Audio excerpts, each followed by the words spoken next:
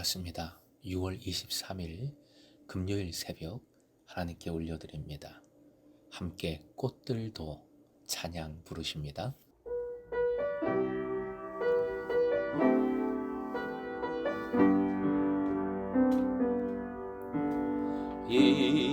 이곳에 생명샘 솟아나 눈물 골짝 지나갈 때에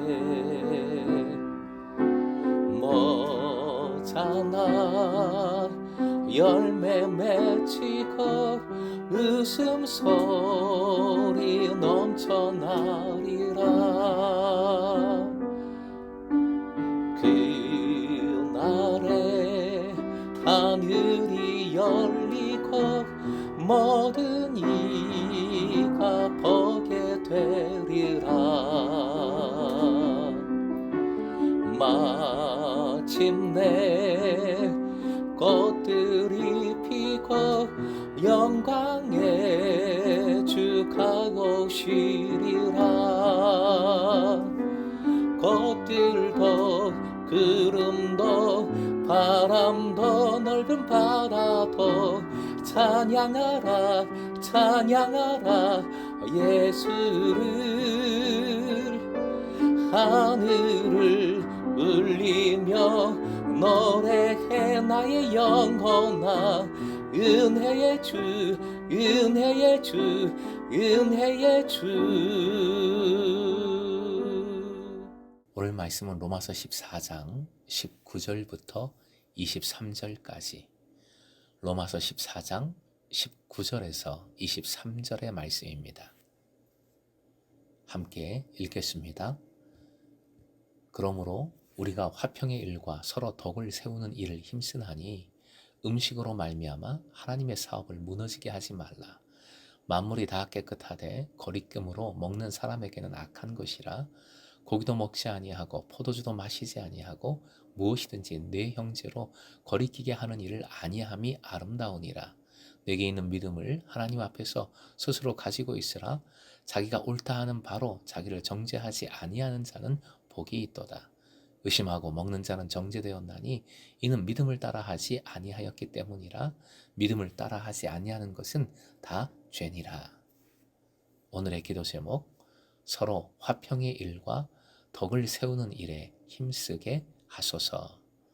서로 화평의 일과 덕을 세우는 일에 힘쓰게 하소서. 19절 본문 앞에서 공동체의 최고 가치인 의와 평화와 기쁨이 나왔지요. 이를 위해 화평의 일과 샬롬을 이루는 일과 서로 덕을 세우는 일에 힘쓰라 명합니다. 덕을 세우는 일 많이 들어보셨지요. 자라나게 한다라는 오이코도메오의 명사형 오이코도메입니다. 공동체의 연대, 그리고 그 연대를 통한 성숙, 성장, 온전함을 의미하고 있습니다. 이것이 20절에는 하나님의 사업으로 표현이 됩니다. 하나님의 사업이란 표현의 원문을 보면 하나님의 창조물, 하나님의 작품이라는 뜻입니다. 만물이 다 깨끗해서 다 먹을 수 있지요. 하지만 그 행동이 거리끼는 이들, 속되다 하는 이들, 즉 먹지 못하는 연약한 이들에게는 결국 악한 일이 됩니다. 그러므로 음식이라는 별로 중요하지 않은 것으로 하나님의 작품을 훼손하지 말라라는 명령입니다.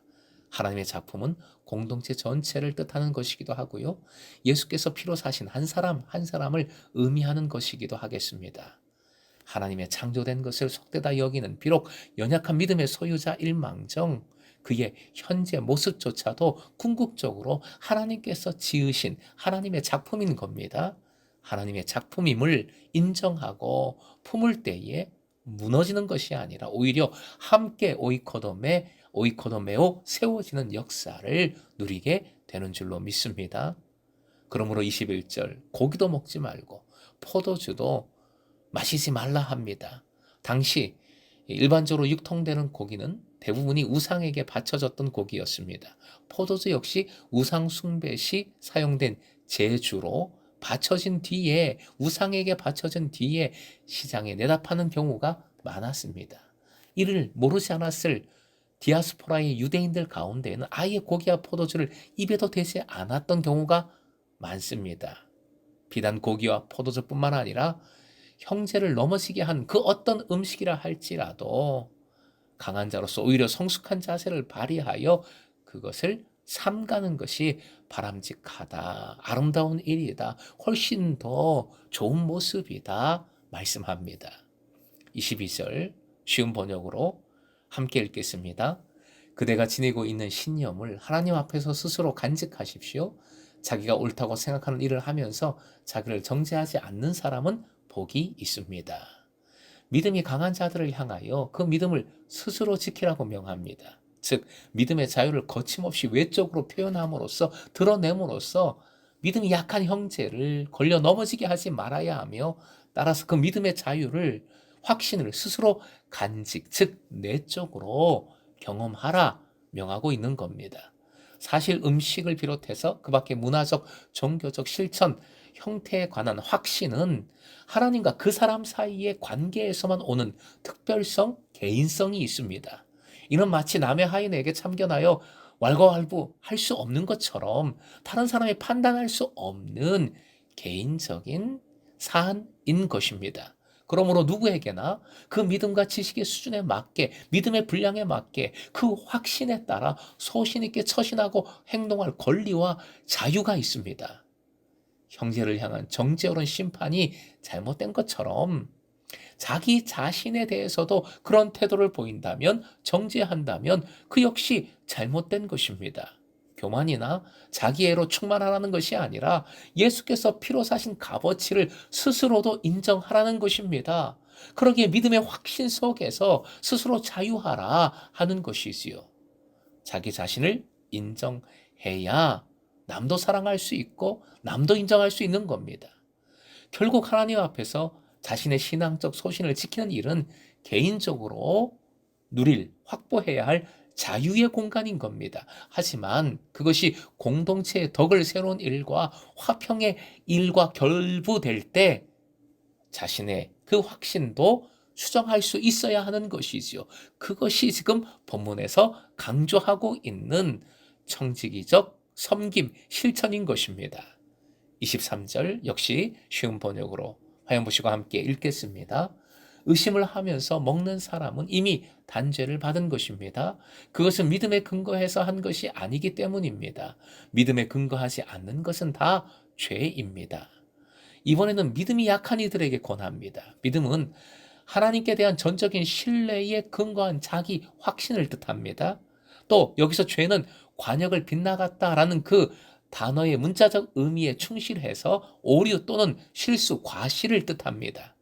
의심하고 고기나 포도주 따위를 먹는 행위는 곧 확신이 없는 상태에서, 믿음이 없는 상태에서 강한 자의 모멸이 두렵거나 체면 때문에 또는 함께 어울리기가 불편해서 양심에 상반되는 방향으로 행동하는 것이지요. 그것은 자기 확신, 자기 믿음으로부터 나온 행위가 아니므로, 믿음의 분량에 따른 그런 행위가 아니므로 이미 정죄된 상태인 것입니다. 자신을 속이는 행위일 뿐만 아니라 감사할 수 없는, 그 음식에 감사 기도를 드릴 수 없는 일, 결국 하나님을 기만하는 일이 되기 때문입니다. 사랑하는 금성의 제자 여러분, 믿음은 예수님을 믿음으로 의롭게 여김을 받았다는 사실을 믿는 것이지요.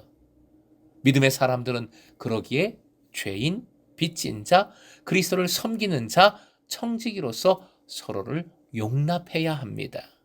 오늘 본문의 표현으로 하면 서로 화평의 일과 덕을 세우는 일을 행하는 것입니다. 그런데 그것을 방해하는 요소들이 참 많습니다. 방해하는 요소들이 자꾸 생깁니다.